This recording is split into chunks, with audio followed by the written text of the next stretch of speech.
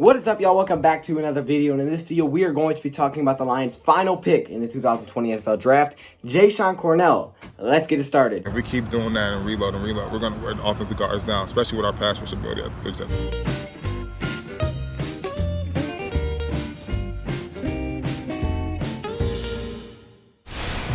That is right, everyone. We are down to the home stretch. This is it. This is the final player. So if you guys have missed any, if this is the first video you're watching of the series, go back and check them out. It's always good to know the prospects. And I go back, watch full games, watch the boring films so you guys don't have to. That way you guys can watch, the highlights and the cool stuff. And yeah, I try to just give you guys a breakdown. Hopefully I show you something new that maybe you didn't know about the players before. And that's kind of the goal of this series, just to kind of show you who these guys are. We're also doing it with free agents as well. We've done a few free agents. And, we may even go to undrafted free agents after this because, it's just something to do and it's something cool to talk about. But we're talking about the final player the Detroit Lions selected. Also, go check out my DoseOfDion gaming channel. My gaming channel is called DoseOfDion Gaming. Click the link in the description or just look it up. And yeah, go check out my video. I actually uploaded our first video of our new series today, so definitely go check it out. But we're talking about Jashon Cornell, and this was a 7th round pick that I didn't know. I think I knew every single player other than Jason Huntley that we selected. Didn't know Jason Huntley, I'm not going to lie. But I think I knew every other player that we selected until Jashon Cornell came, and that was our final pick. Had no idea who this guy was. I even asked people in the chat, like Ohio State fans, I knew there were some. Hey, tell me a little bit about Cornell, right? Tell me what you guys know. No one knew who this was. So I was like, all right, that's cool. Yeah, so no one knows who he is. No one knew who this was, which is kind of wild to think.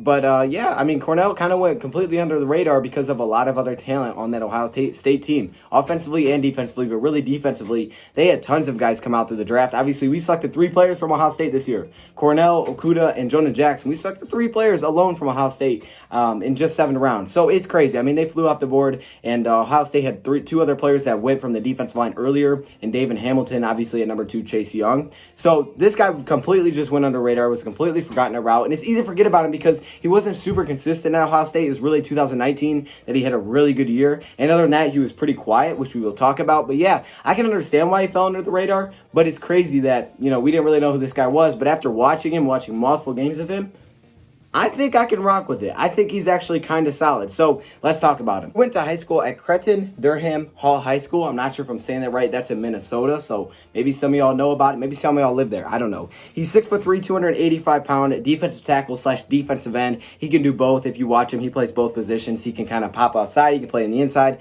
That's pretty cool. We're all about versatility. So I think it's a huge reason he was selected. Also, he was from Ohio State, which goes against very good talent. And that's another reason why Bob Quinn selected him as well, in my opinion. He was our 7th round pick number 21 in the 7th round. My comparison in size is Da'Shawn Hand. I don't know if we have another guy that really compares size-wise when it comes to weight and height. Da'Shawn Hand is 12 pounds heavier at 297, but they are the same height. But he's way bigger than Romeo Okwara. He's bigger than Trey Flowers. So I'm not really sure who he compares to, honestly. So he's kind of like his own thing. That's kind of cool. We got a lot of defensive linemen, though, y'all. We got a lot of defensive linemen.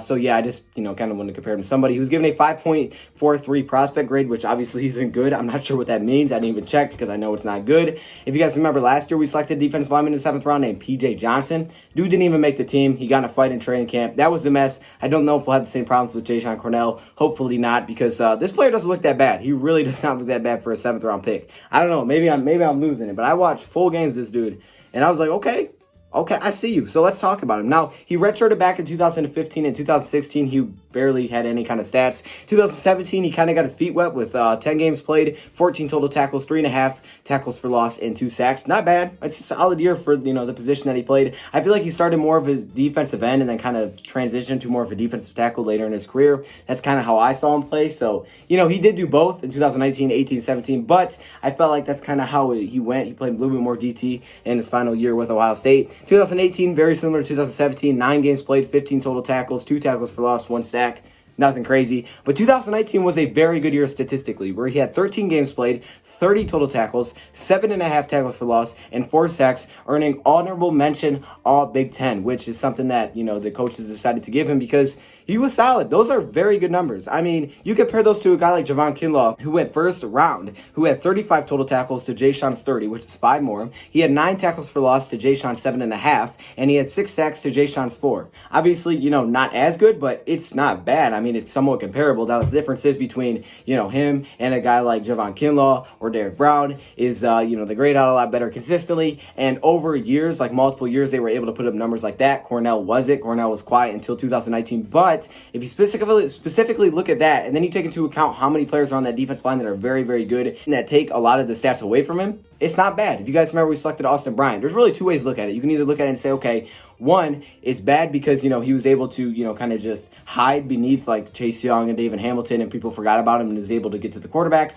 Or you could look at it and say, okay, well, hold up. All these great players and he was still able to get his numbers. That's pretty good. When I watched him, I feel like it's more of all these players and he was still able to get his numbers because I feel like he opened up a lot of players. Y'all, I'm hopping back in here. I'm going to be real with you, the camera cut off. So, yeah, we're just hopping back in here. Yep. So I don't know what I was talking about. I think I was talking about, all the plays and he was able to still look good, all the good players. So I don't know exactly where we're at, but I don't think we've done the pros and cons yet. So we're kind of going to just jump right into that. I think we just did the stats. So let's talk about pros and cons. Literally, I recorded the whole video. I didn't realize the camera stopped. I don't know how I don't realize that, but didn't. So let's get it started. Let's talk about some pros and cons of Jashon Cornell, all right? Man, this player ain't bad. This player is not bad. First pro, his athleticism. Now, I'm not saying he's Isaiah Simmons, all right? I'm not saying he's Chase Young, so stop it. But I am saying he's got a little bit of athleticism to play both positions, and that's huge. You have to. If you're playing end and tackle, you got some athleticism, right? And he's able to get there, contain the edge a little bit, which I think is definitely important, especially if he's on the defensive end position. Not crazy athleticism, but it's enough. It's enough for him to play different spots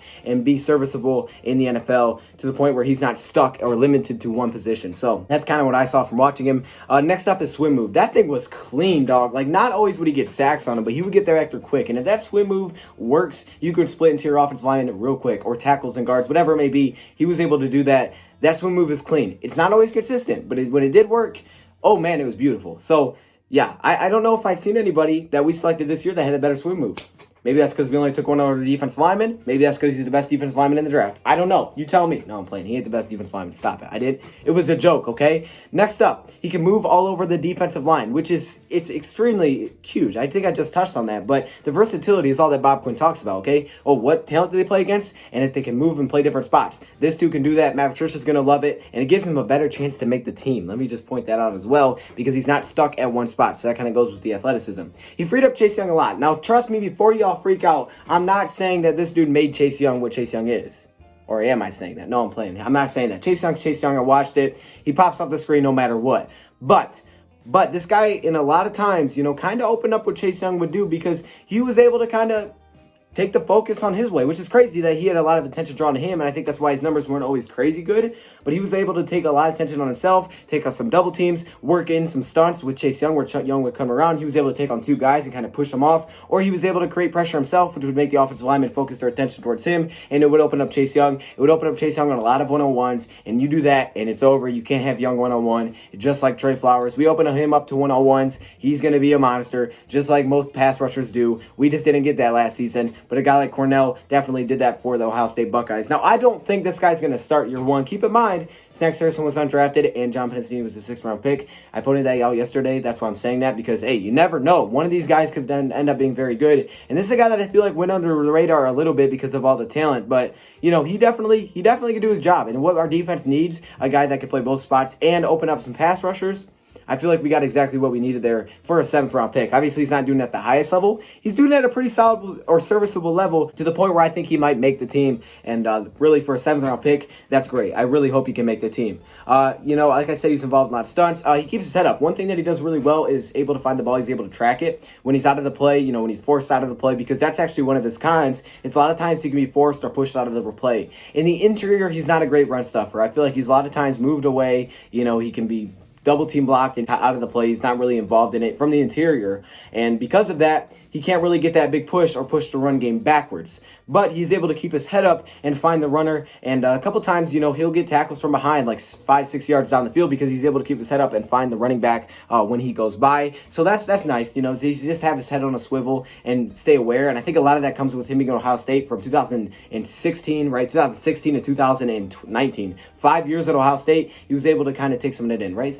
16, 17, 18, 19. 4 years. Wait, hold up. No. 15. No, he came there at 15. 5 years. Stop it. Why am I confusing myself? I'm confusing myself. So yeah, that's definitely important. I feel like he's a great run helper when it comes to run containment. This is a good run containment kind of guy when he's on the defensive end. Defensive tackle, like I said, not great, but when I saw him on the defensive end, I felt like he was good at containing the run. That's something that's big. That's really big. And that's in that defensive end position. He lined up on the strong side a lot of the times, and he was able to get out there and kind of at least force it back to the interior. Sometimes he would make some plays, but he was able to force stuff back in, which is huge. So, not a run stuffer, a run container. That's what I saw from him, and that's pretty nice. And he's able to split some offensive linemen. Now, look at some cons. He's surrounded by great talent. And again, you can look at that however you want to. You guys can interpret it how you want to, but it could allow Lions to find a hidden gem here. He doesn't play full games. This is not a guy that played in full games. He's a rotational player. That's okay, but he doesn't get the same amount of snaps as Chase Young, and I think that's a lot of times why he went under the radar as well. And his numbers don't look so great. He wasn't consistently a starter. Really didn't figure it out until a couple years in. And he was just kind of a slow starter. How do I say that? I don't really know how I'm trying to say that. But he wasn't a guy that came in right away and it clicked. It took a long time for him. But I feel like in his senior year, 2019, once he got comfortable, he was able to be a lot more effective and he got a lot more time on the field. But again, he was never a guy that got to see his full potential, possibly because he was never on the field 100% of the time. And partly that is because I don't think he was completely, consistent enough or super comfortable. And the other part, I think, is that you have a defensive line like Ohio State's, who was the best in college football and had the most sacks. Those two things, you combine those, not going to get the most snaps. So that's definitely something that could be concerning. The good thing is, though, that's what he would be with the Lions. He wouldn't be a starter here, probably. He'd probably be a rotational player. So, yeah, I see a lot of possibilities here. I think there's some major cons. I don't think he's going to stuff in the middle. I think he's going to run stuff. I think his pressure is kind of inconsistent, but he's able to open up some players, take on some double teams. He's able to contain the run. He's not crazy athletic. There's pros, there's cons. But the thing is, when you get this late in the draft, you just try to find things that you like and you think you can build on. And this guy is a foundation, right? He's been in college for a long time. He's a smart player. I think this guy's going to be ahead of a lot of other rookies when it comes to able to figure out the defense right away because he's been in college so long. Obviously, he worked with a good college that puts out great football players. So I definitely think that, this guy is going to be ahead in some things, going to be behind in some things. But I think he has a great foundation to build upon. And I would not be shocked if this guy made the team. I really was impressed when I saw this guy. I was not expecting him to be this good, at least 7th round talent, from a guy that I didn't know to a guy that I was like, okay, I see you. In full games I'm watching, not just highlights, y'all. I'm watching full games here. I'm like, he's popping off my screen a few times here and there, and it's consistent enough where I can say, yeah, I can see how this guy would fit with the Lions. So there you go. We'll see if he makes the team. Again, make sure you go check out every other video in the series if you have not. Also, comment below what kind of videos you guys want to see from the offseason, and make sure you go check out my gaming channel because that will be popping when there's nothing really to talk about. So, yeah, thank you, Brad, for watching, and I'm out.